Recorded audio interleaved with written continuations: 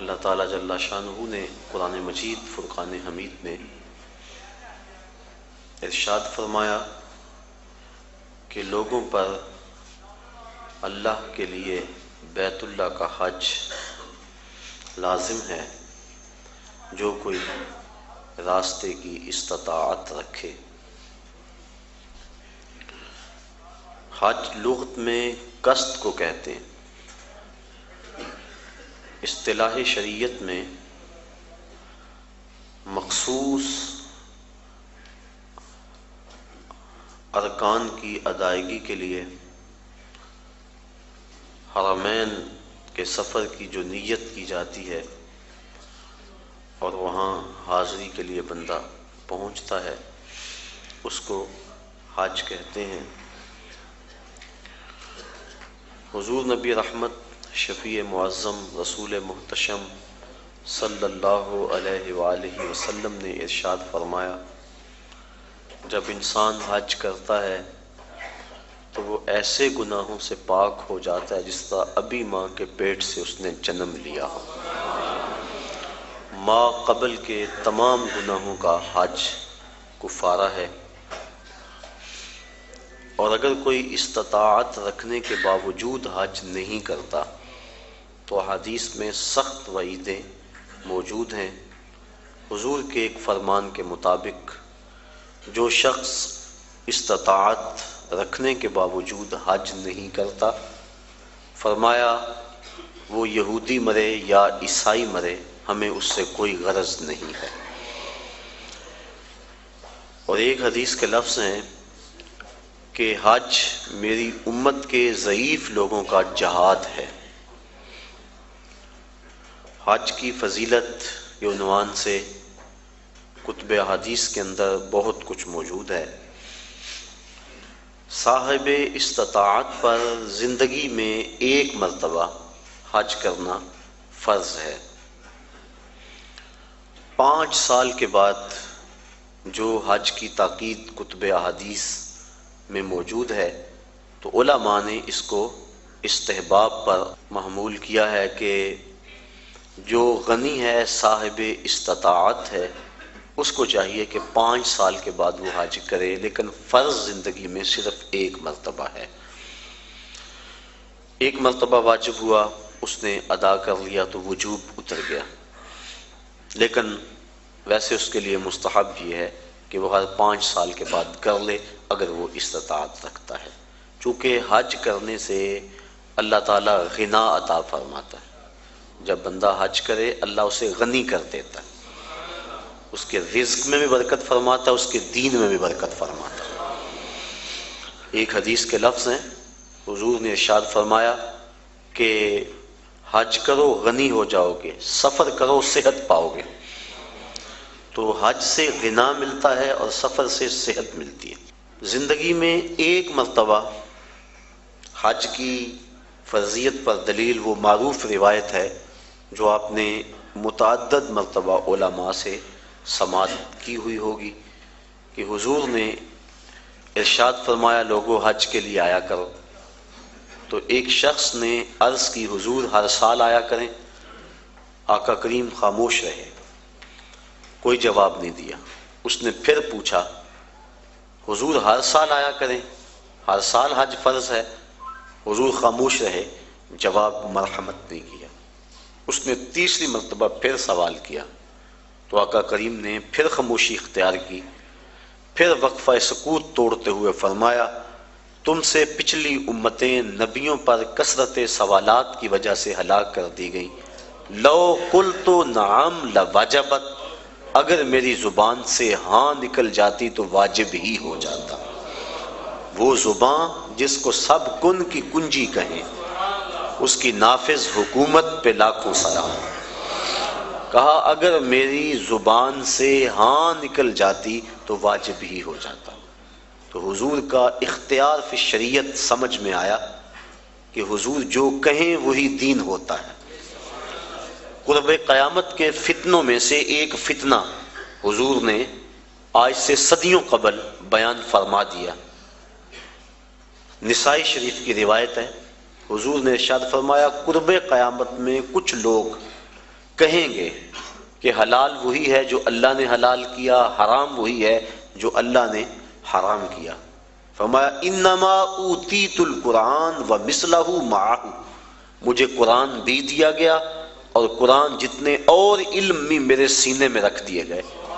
تو جس کو میں حلال قرار دے دوں وہ ایسی ہے جس طرح اللہ نے حلال قرار دیا ہے، اور جس کو میں حرام قرار دے دوں وہ ایسے ہی ہے جس طرح اللہ نے حرام قرار دیا ہے۔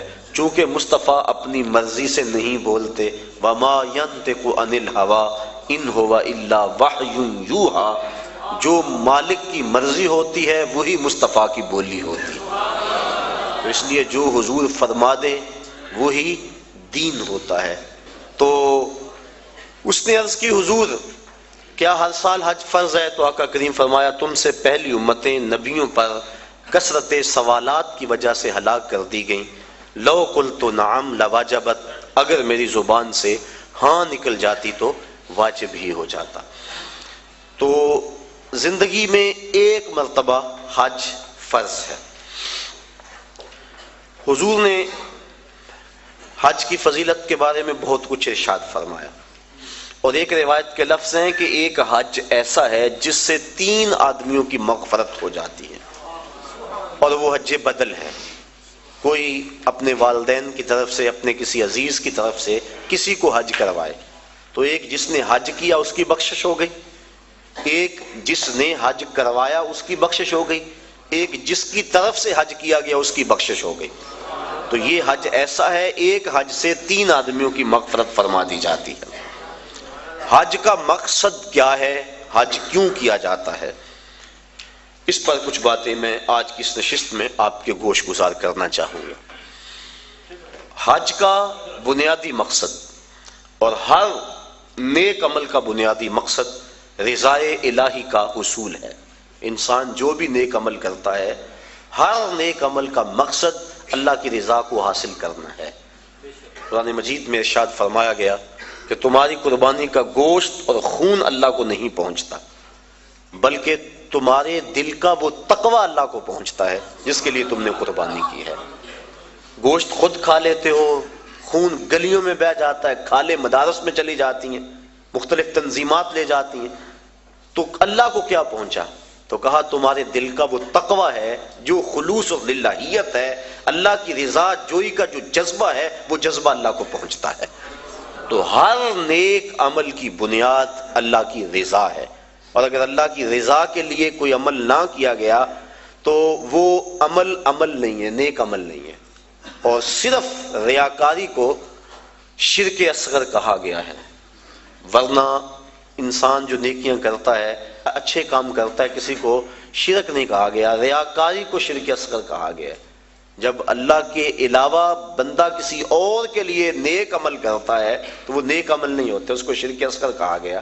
اور قیامت کے دن اللہ تعالیٰ جل شانہ ارشاد فرمائے گا کہ جن کے لیے تم نے یہ عمل کیے تھے ان سے اس کا اجر لے لو، میرے لیے تو تم نے کیے نہیں تھے، جن کے لیے کیے تھے ان سے ان کا اجر لو۔